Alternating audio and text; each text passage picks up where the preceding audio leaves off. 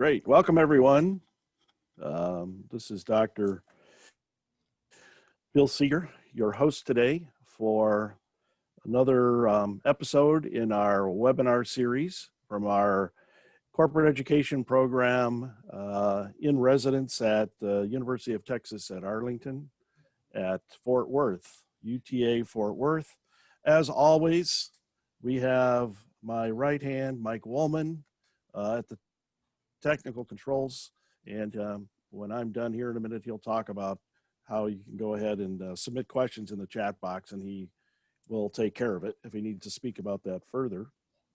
So we, I think this is the third in our series in the fall semester. We're focusing on management, and everyone that is a guest in the fall term for our webinar series, they are esteemed professors in the management program, and we have yet another one today with Dr.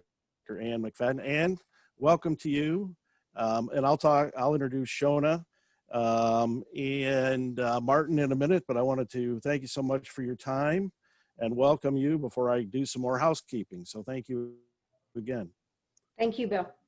Pleasure to be here. Great, and we're so happy to have you, and Shona and Martin as well. So I wanted to give the audience some background on Professor Ann McFadyen. She has a really interesting and diverse background.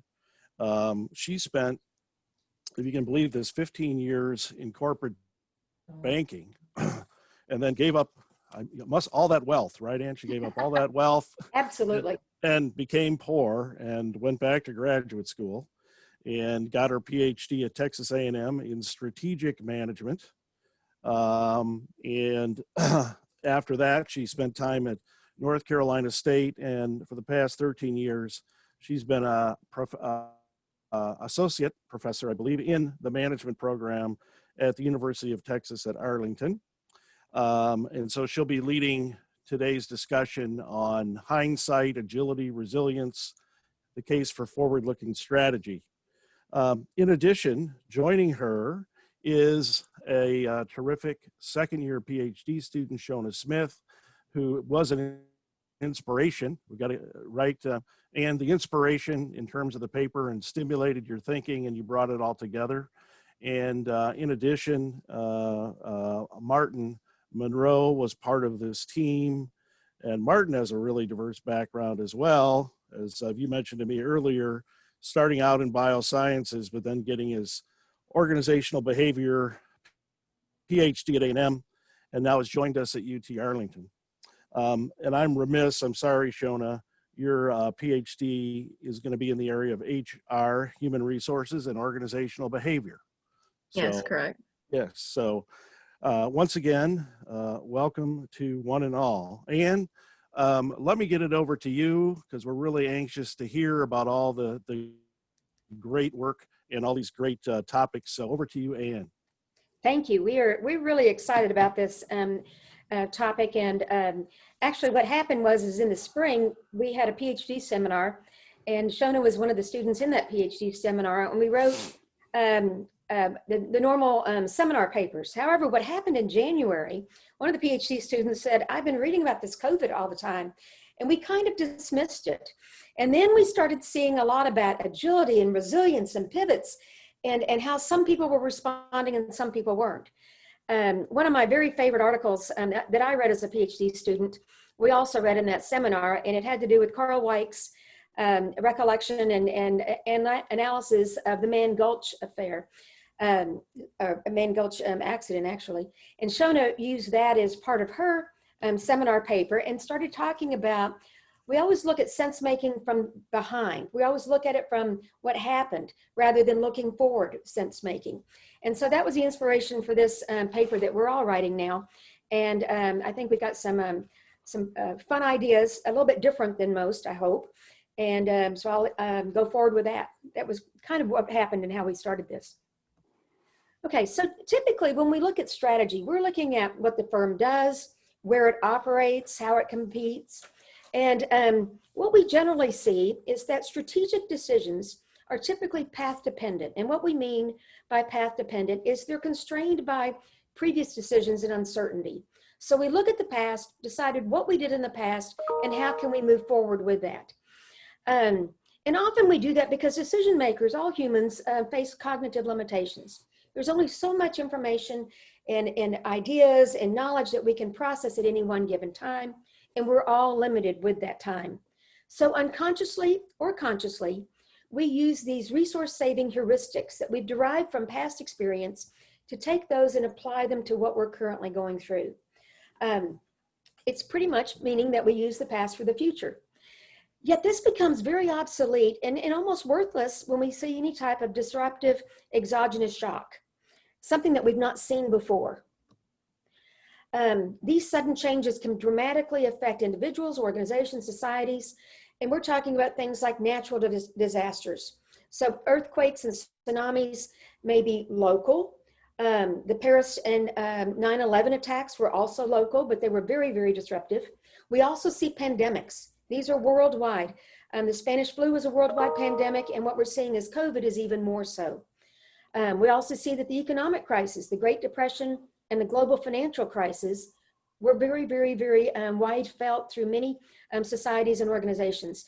In fact, I often remember that the global financial crisis in the US actually brought the country of Turkey to bankruptcy. So we have these exogenous shocks that are far reaching. These are sudden changes or policies or unexpected changes in law also happened in Germany when the immediate phase out of the nuclear energy occurred. These are some of the casualties that we found thus far. And Shona made this point, these are not the only ones, but these are the ones that we can account for thus far. I don't think this is an exhaustive list, but I think it gives us an idea of the many, many industries that have been affected, from oil and gas to gyms, travel and entertainment, restaurants, real estate, communications, and especially retailers.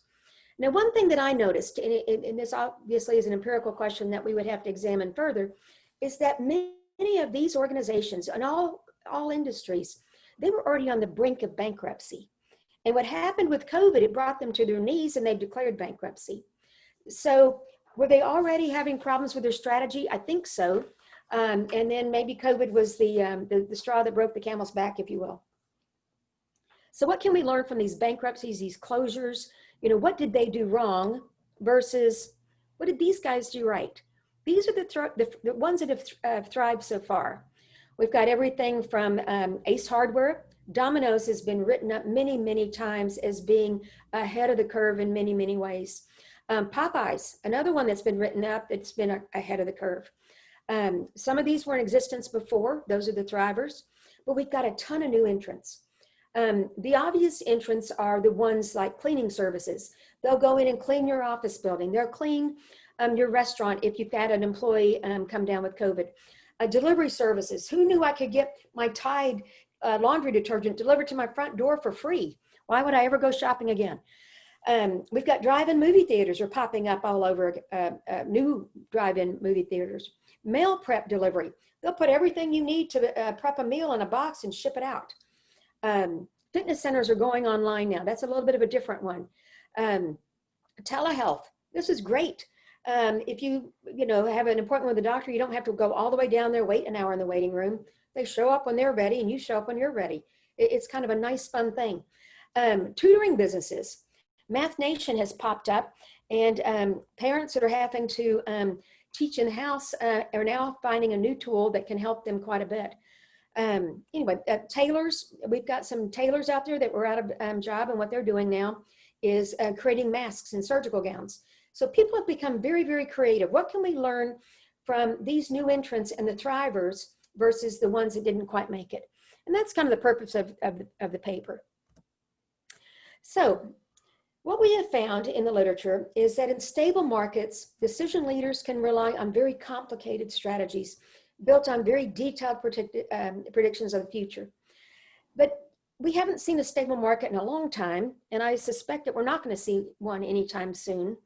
And in complicated, unpredictable, fast-moving markets, Kathleen Eisenhart would tell us that we should follow very simple rules, which seems almost counterproductive or counterintuitive, but you'll see what we mean in a minute here.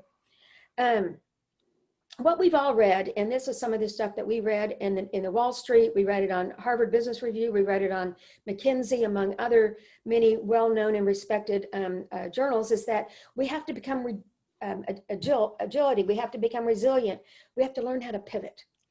Okay, we should align our organization around one or more of the long-term trends that's created by the shock. We all need to figure out how to deal with remote workers, shorter supply chains, social distancing, consumer introspection, and enhanced use of technology. My question is how? How do we do this? We're told to have a lateral extension of the firm's existing capabilities without undermining our strategic intent. How do we do that? Much of the advice offers a sustainable path to profitability that can be maintained even after the shock. But again, how do we do this? How do we do this? Basically, we're not in Kansas anymore. Individuals generally rely on past experiences and previous successful heuristics to generate new decisions. That's what we typically do. So how do we do this in a different environment? I wanted to define what I mean by heuristics. We learn from past experience and base future decisions on those experiences. We've talked about that. We unconsciously utilize the same decision-making process. The heuristics from the previous experience are passed on to the new ones. Basically, what we do as human beings, consciously or unconsciously, we identify a category in which a decision falls and then apply it to previously successful solution. For example, what would happen if your consumer preferences changed? Oh, we know what we did last time. Let's take that and do it again this time with a couple of different alterations. It becomes our new rule of thumb. We generally create a satisficing that leads to near optimal decision making.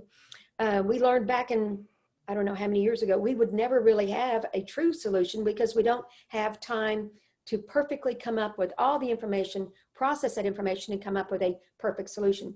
So we satisfice. This becomes a unique rule of thumb that guides our processes. But when we have exogenous shocks, such as a tsunami, such as another natural disaster, such as COVID, pandemics, what worked in the past will rarely work in the future. So our previously used heuristics, which we rely heavily upon, become completely obsolete. So this comes up with forward-looking strategy. So how do we do things differently? What elements do we need to do, need to look at, need to change? We need to anticipate the future, and we need to innovate. We offer customers greater choices, of course. We gain a sustained competitive advantage. We experience superior performance. This all sounds so wonderful. And it's good for society. How do we create something like that?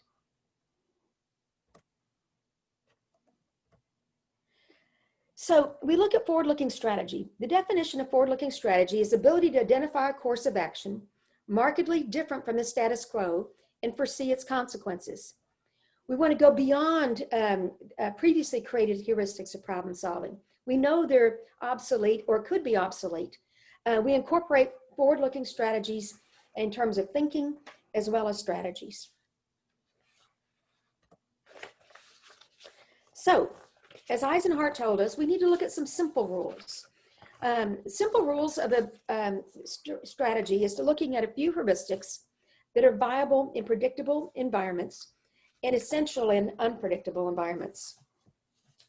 So we recognize that in extreme changes, in extreme circumstances, we have to look at simple rules. That means a few rules that are so embedded in our decision makers that yes, they have time to step back and think, but some of the automatic heuristics the new heuristics that we're creating will be kicked into gear without thinking much. Importantly, it's important to notice that ability to deal with a crisis depends on structures, depends on these new heuristics in place before the crisis. If you wait until the crisis, you've waited too late. This will serve as an abrupt and brutal audit at a moment's notice. These exogenous shocks will. Everything that was left unprepared becomes a very complex problem, and every weakness comes rushing into the forefront. The breach in the defenses opened by a crisis creates a sort of vacuum. I go back to those companies that we know have already declared bankruptcy, supposedly as a result of COVID. I suspect what happened is that they already had heuristics that had already been obsolete by the time they employed them during the crisis. They were unprepared for the complex problem. Every weakness that they had come rushing to the forefront. And in fact, it created a vacuum if you consider filing bankruptcy a vacuum. What's interesting is that many of them have started to work their way out of the bankruptcy, but at the same time, they're going to have to make some significant changes to be able to survive in the new environment. So how the heck do we develop new heuristics? Our research suggests the following to be keys in developing the new heuristics. One is to look at the knowledge base of your decision makers. This is something we don't often think about. You know, if you look at every individual in the organization, I would be willing to bet that there's not two people in any organization that have had the exact same experiences through life by the time they got to the organization. And what I mean by that, did they go to the same schools? Did they study the same things? Their informal education in terms of just growing up, you know, the family environment that they grew up in, the school environment that they grew up in, K through 12, the work experiences that they had, the friends that they had. Did they play into softball, baseball, basketball? Did they study music instead? Did they study Boy Scouts and Girl Scouts? These types of experiences are what make each individual unique. Then you add in their career experiences, where they worked. My experiences led me to a very different path and a very different way of looking at research than Marty's, than Shona's. Because we all have a different type of background, we're able to connect different pieces of knowledge differently. I don't know about you all, but when I've been involved in an organization in the past, it's a rare event that I use any knowledge that I had previously accumulated that was not related to the organization. We very much tone in on what is needed at the organization, whatever the organization specializes in. What I've learned from academia is that I can use all sorts of knowledge that I've accumulated over the years, and as a result, make a different type of contribution than I would have otherwise. I study in my primary research biomedical research scientists, and I've seen time and time again when I analyze their backgrounds, the biomedical research scientists that tend to do best, that tend to make these breakthrough discoveries, are the ones that have a broad and narrow knowledge experience. They possess both. It's very difficult for most humans to have both. And what I mean by that, oh, go ahead. Ann, I wanted to ask you a question, Ann, on Sure. that. It's a debate. This is a debate that's going to go on in higher education, in my view, because of Sure. the pandemic and also exogenous shocks, as you're talking about. That is, what should I say?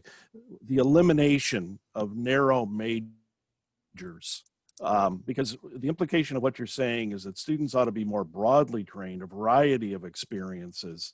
That if we do have a business degree, maybe it's not important to have a major, but it's more important to make sure that you really have a lot of interdisciplinary and cross-disciplinary experiences as an undergrad. Is that going to be one of the implications that we should learn from this pandemic? Not at all. In fact, the exact opposite, if you will. I would propose the exact opposite. Broad knowledge gives you the ability to go across disciplines, like you're saying. And if we have someone in the in industry who has multiple roles, myself, I had multiple roles in industry. I started off in operations, then I worked into new product development, then I worked into sales, and went back into new product development. But the people that we really need as well are those that can drill deeper. The people that, especially in a technology-driven industry, we need those deep understanding because they become an expert. Their experience in a primary role make them the experts that give us really sound advice. So it's a combination of the two. The combination of the two is what we need. Correct. There'll always be experts with the deep knowledge, but let's just say broadly, the data shows that better decision makers are not the experts. The best decision makers are the broad-based, experienced, trained, And it may be that instead of having Dr. Fauci out talking about the pandemic, we may need people from outside the medical field joining him to discuss, what's happening in terms of the impact of the pandemic. It could be argued maybe he's way too narrow, and he's missing the big picture here that people have to survive, go to work, and earn money. So anyway, that Yeah. I just wondered if there's going to be an implication for higher education, and I don't want to put words in your mouth. I think you're saying we need both, but don't ignore the broad base. How about that? That is my point exactly. Yeah.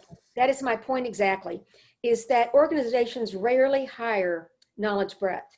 We're Right. typically looking for knowledge depth. And knowledge depth is very, very, very important because we need these experts. They generate technically influential ideas. They're the ones that understand the science and the technology behind things. However, they become very myopic over time. We need the broad people, the people that have a broad knowledge base, because they have a higher likelihood of identifying opportunities from new fields. Understanding, for example, this is one of my scientists that I've studied quite a bit, Dr. Michael DeBakey. Most Texans recognize DeBakey. He is he recently passed away, a heart specialist, both a surgeon and a clinician. He was also a scientist, and he developed the first heart pump. And he had a patient come in, and his patient said, told his patient he needed a heart pump, and the patient said, "What the heck is a heart pump? Tell me more about it." And DeBakey said, "Oh, it's quite complex, quite complex." And the guy goes, "Well, tell me about it, because I'm actually an engineer and I create fuel pumps for NASA. I think I'll understand a little bit." Yeah. And as the story goes, because of that patient relationship with Dr. DeBakey had a very, very broad understanding of not just heart pumps, but he had actually published in something like 190 different fields. Wow. And not just science and medicine. So he had a very, very broad background. He worked with the NASA engineers, and the last heart pump that Dr. DeBakey created was a prototype from the NASA fuel pump. And so that's the type of diverse knowledge that is interesting. The NASA engineers were very drilled deep in their understanding. Dr. DeBakey had a broad understanding. The two combined created a most valuable innovation discovery that we wouldn't have seen otherwise. And Yeah, that's what I think is critical. Yes, we need the deep, but we need both. The broad, we can't discount that, because it opens our minds to making different connections that people would never have seen before. They're more capable of this concept we call bricolage. And what bricolage is, and this is something we've seen with the pandemic time and time again, people making unique use of available resources. Restaurants are a perfect example. What do we do best? Well, what we do best is we make food. Now, and we provide, a customer experience, but they primarily focus on making food. We've got curbside pickups. We've got, these food packages coming to our house, and we pop them in the oven. That comes from the broad thinkers. However, the people that were able to put together the food packages, that were able to put together the food to be delivered, came from the deeper, not narrow-based people. Right. Correct. Most innovative and valuable solutions are created when we combine both breadth and depth. Great. However, as you suggested, we rarely see them in organizations. We really go after the narrow and the deep. Those people that understand our language, understand what we're trying to do. Right. Well, thank you. Great. Okay. The other important element that we see that we haven't really talked about this much on how to deal with any pandemic or just in the business situation is to engage in continual learning. The more we learn, the better we're able to recognize, obtain, and integrate new knowledge into our existing knowledge bases. It goes back to really examining what each individual can bring to the table. We don't really look at that in organizations. But the more we looked at that and understood, especially our decision makers, where are they coming from? What experiences do they have? I tell even my MBAs and even my PhD students, just because you finish your last exam, that does not mean you don't keep studying, you don't keep reading, you don't constantly push yourself to learn something new. The world changes too quickly not to. In this pandemic, I think, if nothing else, has shown us that many people have stopped learning a long time ago. Especially these big businesses that have been around for, eons have failed. The more we continuously learn, and I don't mean just about the subject that we know a lot about, maybe importantly, the subject that we know nothing about, that actually increases our neurons so that we're able to connect things differently. The synapses work differently in our brains. One of my favorite academics is Melissa Schilling. Melissa's up at NYU, New York University, at the Stern Business School. And Melissa's written a very interesting book on one of the biggest innovators in our time. She analyzes, it's called Quirky. Quirky is the name of the book. She analyzes what does Steve Jobs, Bill Gates, Elon Musk, Madame Curie, Einstein, all these different types of very, very people that we call geniuses, what do they have in common? And the one thing she keeps coming up with is that they're called quirky. She calls them quirky. Very few of them, Madame Curie is one of the exceptions, ever finished their formal 4-year education in college. Very few of them did. But each one of them had a very quirky background. They did not follow the common path of a deep knowledge person, but rather they have breadth of knowledge. They were looking at all sorts of ideas and disciplines, and as a result, were able to look at even more disciplines and continually learned. What's interesting about Melissa herself is that she's a management scholar, however, has written a new article on Alzheimer's. So she is one of the quirky people herself, incredibly brilliant, incredibly successful in our field, and I attest that to the fact that she's got a very diversified background, ability to look at things differently. So the third element that we think is something that is incredibly important is to disavow perfection. My personal career in banking, that really wasn't an option. If we made a mistake, we certainly didn't talk about it. And we did everything to avoid mistakes, which, and this was, I've been been in academia over 20 years, so this was in the old banking world. It really does inhibit creativity. And perhaps more importantly, it stifles an individual's willingness to open communication throughout the university, without the organization. It's hard to talk about mistakes when they're really just not allowed. Patrick Watson wrote that creative people don't make mistakes. We make discoveries. And you think about the different mistakes that could have been avoided, or we would have been lacking in the world if it weren't for these mistakes. One of my favorite is the 3M Post-it notes. But without mistakes made to the 3M Post-it notes, I wouldn't use those on a daily basis. 3M encourages creativity, encourages mistakes, and allows each employee to spend time, their own time, like their lunch hour or breaks, in the lab, and come up with what they want to come up with. This one scientist was creating what he thought was new glue, but in fact, it turned out to be glue that wouldn't stick, but would allow you to take the paper off and not tear the paper. Didn't know what to do with them. He was also a choir director, so he took it to his choir, a church choir director, and they used it to mark the different hymns that they were going to sing. Okay. Then he realized that, oh, gee, if we can use this in the hymnals, can't we use it in the real world? It's probably one of the most successful products in my mind with 3M is their ability to encourage people to make mistakes and then to learn from those mistakes. There are a million other examples like this in the real world. Okay, so the other element that we came up with that we thought was incredibly important to develop new heuristics would be for an organization to develop a strong, well-defined, clearly articulated and reinforced organizational or set of organizational values, decision-making models, and culture. I also teach an ethics class often, and this is something that I've seen companies that perform ethically over time have these, clearly defined values, decision-making models, and culture. The values are incredibly important because you understand in a crisis what is important to the organization.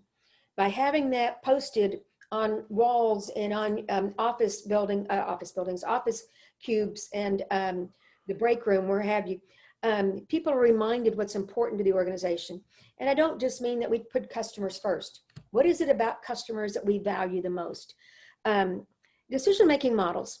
These are the ones that we go to if you have to make a decision. You might have a very brief three decision-making. Is it ethical? Is it good for everybody? Does it hurt no one? That may be your decision-making model on the fly. We would also have more in-depth decision-making models that go through decisions that you have to do that have some more long-term implications. You have those well-defined, you have them written out, and every employee knows where they are, has a copy of them. This creates a different type of culture in the organization. It clearly creates trust.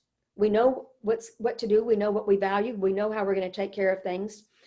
Clear communication. Everybody's on the same page, and everybody's familiar with it. When we look at the research on this, we see that those companies that receive the Malcolm Baldrige Excellence Award follow these rules. We see companies like Freese and Nichols and Lockheed Martin here locally that follow these rules and have done incredibly well, not only with their customers, but also with their employees and with their supply chains, as well as the community. They've all given back. These values, decision-making models, and culture become embedded and become enacted at a day-to-day basis. These become your heuristics that you unconsciously turn to in the time of a crisis. One of the other things is to establish and nurture strong relationships with critical partners. You create an ecosystem. So the health of one organization becomes the health of all. If you've got a very strong relationship with partners like your financial institutions, your suppliers, your distributors, your customers, your employees, the health of one impacts the health of all. So as long as you're taking good care of your customers and your employees and your suppliers, distributors, financial institutions, you've taken care of the entire ecosystem. You're the keystone advantage. You're the keystone of that ecosystem, and you need to maintain a healthy group of partners. This becomes important when we have a crisis. We've got a strong ecosystem. We've learned to trust one another. And as a result, we're more forgiving of one another. And we also make one another a priority in a time of crisis. Okay. So this is kind of what we're talking about. This is the model that we've come up with, and we welcome any input and questions. We have a broad and deep knowledge experiences. We want to engage in continual learning and disavow perfection. What this does is that this helps strengthen your employees. This doesn't have to just be limited to your decision makers, but should certainly be encouraged with the decision makers. And I would hope that that would trickle down throughout the entire organization. We also want to have clearly defined, reinforced values, decision-making models, and culture. This helps build the new heuristics. We also have new knowledge that we can now build upon these new clearly enforced values, decision-making models, and culture so that they become automatic. It's something that we do without thinking. We want to develop nurtured, strong relationships with critical partners. If you think about it, those organizations that were able to get the government funding quicker than others had very strong relationships with their financial institutions. Those that were able to turn around the disrupted supply chain were the ones that had strong relationships with the supply chain. Those that were able to maintain critical customers and distributors basically had very good, well-developed relationships. It's important to note that all three of these elements need to be put in place before a crisis. What's interesting is that the research shows that after 9/11, and goodness knows so many organizations were impacted, less than 50% of the organizations that were significantly impacted by the 9/11 crisis did anything at all to change their heuristics or the way they operated after 9/11. So it's one of those things, You know, if you don't learn from the past, you're going to repeat it. So I suspect that we've got some that will not be changing. And we saw the list of those that have already filed for bankruptcy. The question is that those that are thriving right now, do they have a product, a service that will last after the pandemic? We propose that these three, the broad and deep knowledge base, clearly defined values, decision-making models and culture, and strong developed relationships prior to a crisis, create new problem-solving heuristics for the organization that gives them an increased ability to respond to any type of exogenous shock that they might face. So I open this up to questions. We're happy to go through any one of these things more in depth. I've probably talked a little too fast. Not that I would ever do that. You're just passionate. Well, it's I don't know about passionate, but I've got so much to say. I want to say it quickly and perhaps too quickly. So, Michael, do we have any questions, or I could ask one to get us to prime the pump? Sure. So, I mean, as of right now, the good and the bad. The bad, we don't have questions right now. The good is we have 2 comments on Facebook that say, "Wow, this is a very interesting lecture." so good compliments, no questions at this time. So, very good. Yes, very good. And an interesting speaker as well. And I love this diagram that's up right now. You know, the pictorial of the model.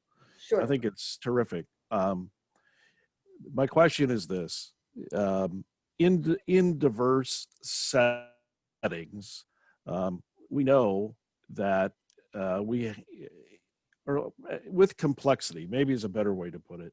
We know that we're going to satisfy and we're going to create heuristics because life is too complex to try and solve every differential equation. So we'll have the rules of thumb, as you suggest. However, we hear over and over that the Achilles heel of heuristics is implicit bias. How in your model will implicit bias be sought after or mitigated against in your model would be my question. In my view, the thing that would be the best to mitigate this implicit bias would be the knowledge combinations, because your broad thinkers have the ability to say, I don't think so, because I have experience over here. My understanding is that the myopic, the ones that we always hire, the deep thinkers are going to be the ones that would create more of the bias than the broad thinkers. The broad thinkers would be coming in and being your devil's advocate, for lack of a better term right now. They would be the one that would question. The good news, you've got somebody, most people in the organization have got very deep knowledge about that particular subject. And that's when we become myopic, and that is what creates the bias. The broad thinkers are the ones that come in and say, oh, but wait a minute, have you thought about this instead? It will shock them. It will cause some type of controversy. I don't think all controversy is bad as long as, we respect one another and are open to thoughts. And that becomes part of the culture. The reinforced values of decision-making and culture is that we are open to different ideas. We're not married to what we've done in the past. We love the deep thinkers, but at the same time, without the broad thinkers, this is what will get us in trouble. And again, in most times, we see, if you looked at organizations, and if we could simply open up the knowledge bases of an individual, we'll see that we mainly hire someone with deep thinkers.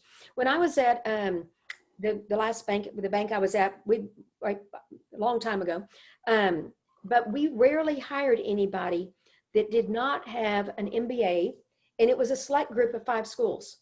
Okay. And if they did not have an MBA from those 5 schools, we wanted nothing to do with them. By the time I left banking, and it was shocking to me because I came in having to have an MBA, which I did not, from one of the 5 schools to be able to be promoted. We were hiring crazy people for banking, like people from psychology. Oh my goodness, what were we thinking? From anthropology.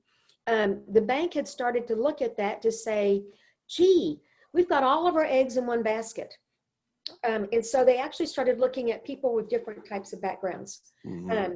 And they would be more of our broad thinkers. Now, once they became a banker, they became very indoctrinated into what was right and what was not. But right, sure. Sure, but at the same time, they had a different input.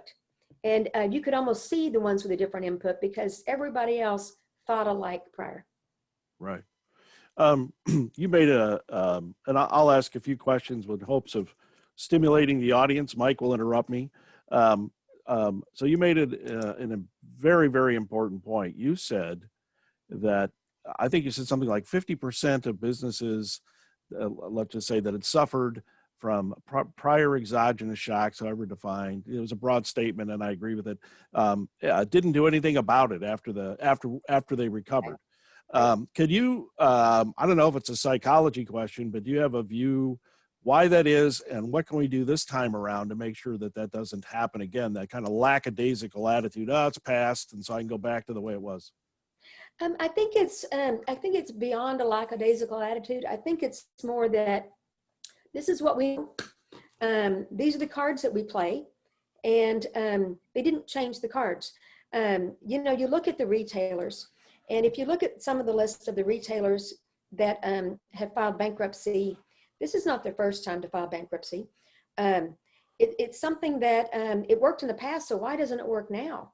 I think it's a lack of broad thinking. I think it's a lack of going beyond what we know. You look at Domino's versus Pizza Hut. Pizza Hut is one of the companies that filed bankruptcy. Why was it that Pizza Hut filed bankruptcy, but Domino's is thriving? They were absolutely thriving. Well, Pizza Hut still believed in the dining in experience for Pizza Hut, casual Pizza Hut. They believed that you needed to deliver, but they were really focusing on the customer and the dining in experience. Okay. Domino's, on the other hand, said, gee, my margins are already low enough, and they're not going to get any better. So what do I need to do? And they focused on saying, we still believe in the customer experience, but what we're going to do is focus on getting that customer experience. And rather than having dining inside the organization, we're going to make pizzas be delivered so quickly and so touchless that the customer is going to get them and would prefer to dine in their own home when they're watching a sports event or having a party or what have you. And so they had already been focusing on technology that allowed them to do, I think it's what it's called, a touchless experience right now. Mm-hmm. And so what they do is they already had that in place. They'd already recognized one of the best ways that they could cut margins is to have smaller kitchens, if you will, where there was no dining in, and be able to do the touchless is what they actually kicked in gear, in a higher gear once COVID hit, but enabled them to provide pizzas. And now several of them are now delivering hamburgers and taco pizzas because they're saying, gee, have you seen how shabby your tacos and your hamburgers are being delivered? We can do those even better. And so they've grown as a result of that. So they thought and they changed. Why didn't Pizza Hut change? They didn't read the external environment. I think that's one of the things that are key. The external environment is constantly changing. And yet most companies, rather than look at the external environment and see how many changes are happening, they look at themselves and say, gee, how can we fit in versus what is changing out there that means I need to change? So how can I fit into the outside world and how technology is changing versus how are they changing, which makes me have to change? You made an interesting point that structures have to be in place prior to the crisis. It's too late after it commences. What kind of, as a management, with all your experience in management and banking, what kind of processes do you recommend for that to begin happening now when it's all this pain is fresh on our minds? Oh gosh, yes. Our model, I think, is where we would start. I think if I were, heading up a group, I would look at how we have defined and stated our values. Do we even have a decision-making model? And what kind of a culture are we trying to get? Most companies by law, after the financial crisis, the dot-com crisis, the financial crisis back in 2000, after Sarbanes-Oxley, put together the code of ethics, the code of conduct, okay? How many companies out there can actually articulate their code of conduct and their code of ethics? And I've talked to, especially in my ethics class, when I talk to my MBAs who are out working, rarely, if any of them, raise their hand. There's a couple of companies that will consistently have it. But most of the others don't have it. That they have it, they know where it is. Can they articulate it?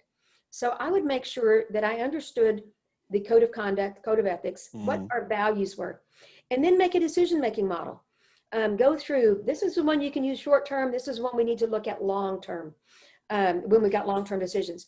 I think that guides the company into what they need to be doing and understand how they're going to react.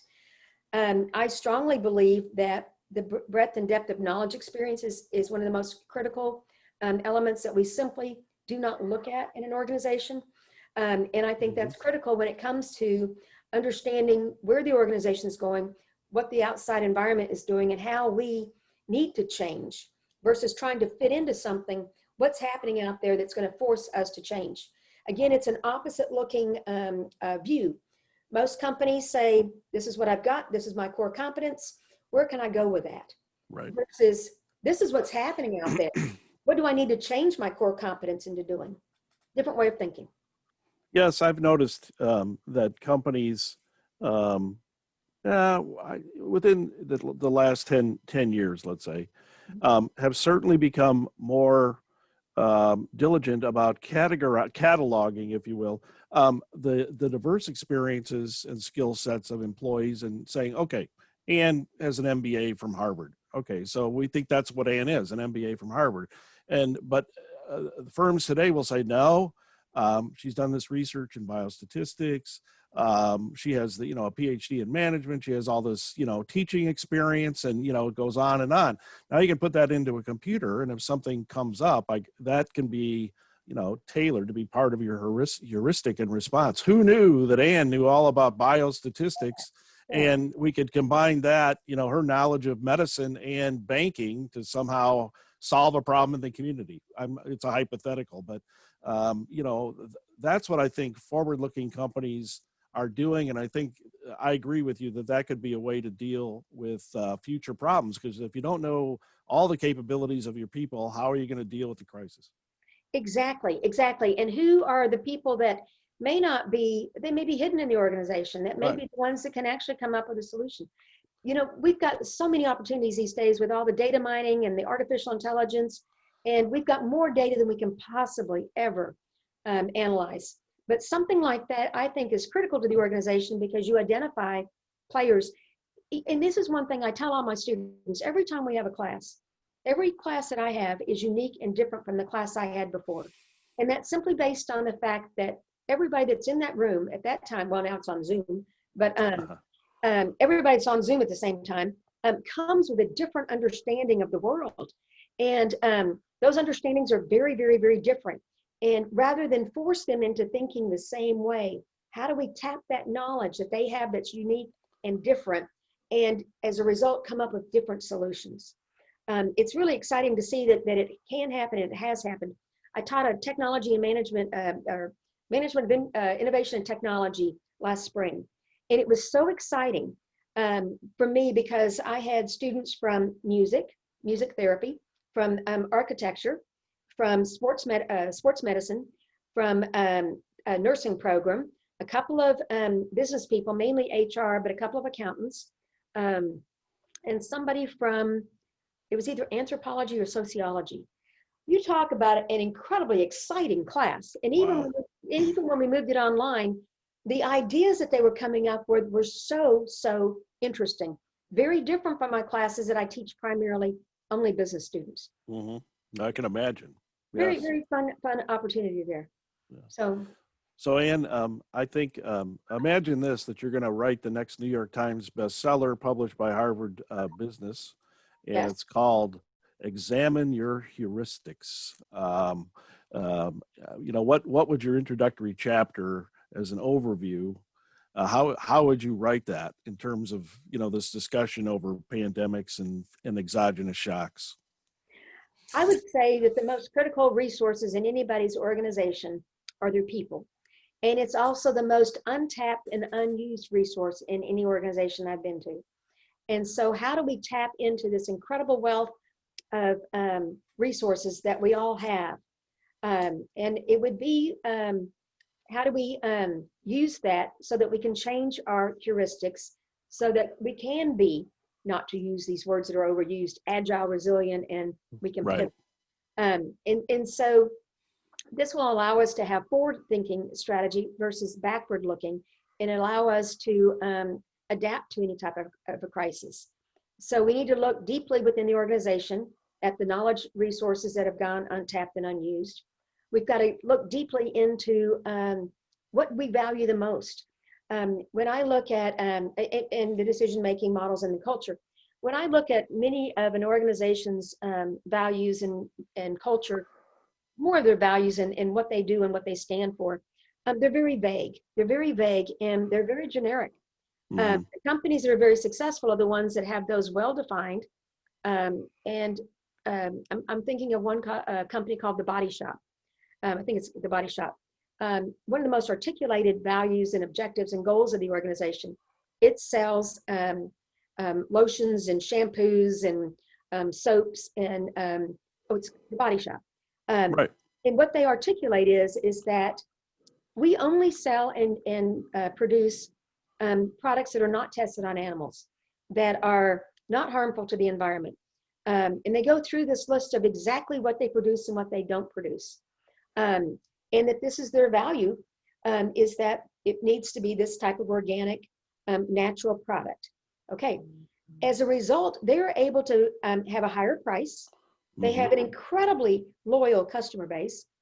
They tend to attract employees that don't mind taking a little bit of a pay cut or less pay because it's part of who they want to be.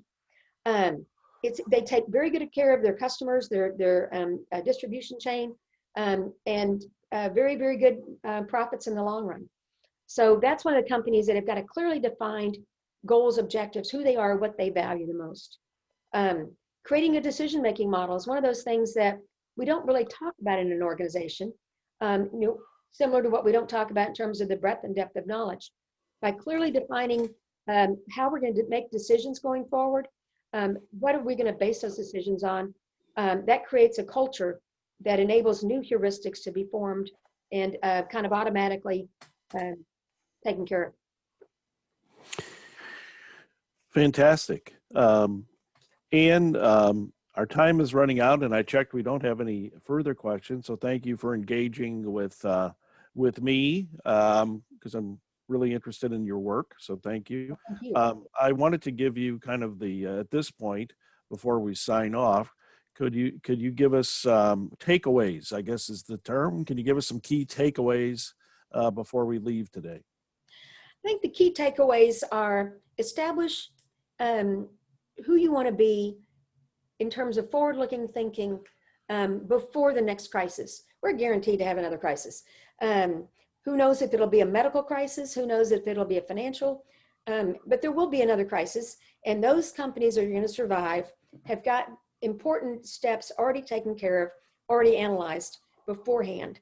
You could start with developing and nurturing those relationships that you're dependent on.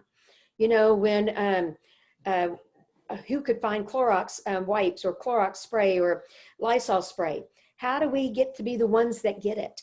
An interesting example, my mother loves Pepperidge Farm thin bread, a crazy product. It's a very old product. She's 92, okay? Right. And I have searched all over Lubbock and Fort Worth for this Pepperidge Farm white bread. Okay, what I found out is that they had to stop. Pepperidge Farm could only produce so much because they didn't have the workers, and they had to redo their factories because of the pandemic. And so they had to stop production of certain products. This is their most, believe it or not, their highest selling product. And so what they did is they continued to sell it to country clubs, but they couldn't produce enough to also supply the grocery chains. I see. So how do you nurture those strong relationships with critical distribution centers, with critical customers? They chose critical customers knowing that they could only distribute so much. Have those relationships in place. Suppliers, buyers, distributors, financial institutions, employees. Really look at the knowledge base that you're dealing with. Who can you tap? Create those heuristics, as you say, create those algorithms beforehand so that you can know a go-to. We like that idea. We're going to take that if you don't mind. We'll cite you. We want to engage. Is that'll be okay? Yeah. Engage in the continual learning. and say, you know, mistakes are okay. Mistakes are just fine. And then clearly defining and reinforcing values, decision-making models, and culture. That's, I think, going to help you be better prepared for a crisis. I'm sure we haven't covered everything, but from our knowledge and from our perspective, which is all knowledge is situated, from our view, this is what we think will help us get through the next crisis. Perfect. Well, Ann, I want to, before I make some final announcements, I want to thank you and Shauna for coming today. This was tremendous. I really appreciated it, and I loved engaging with you, and I love your passion for the topic. And I want to officially label you as Turkey. Okay, thank you. I find that as a compliment. Thank you so much. You said that if anyone heard the recording, they'd say, how disrespectful to a guest. But no, I meant it as a compliment. Thank you. You're welcome. Also, you'll be interested as I make some final announcements. Is Professor Marvin Brittingham, a gentleman who has near 30 years experience in being a part corporate HR, a variety of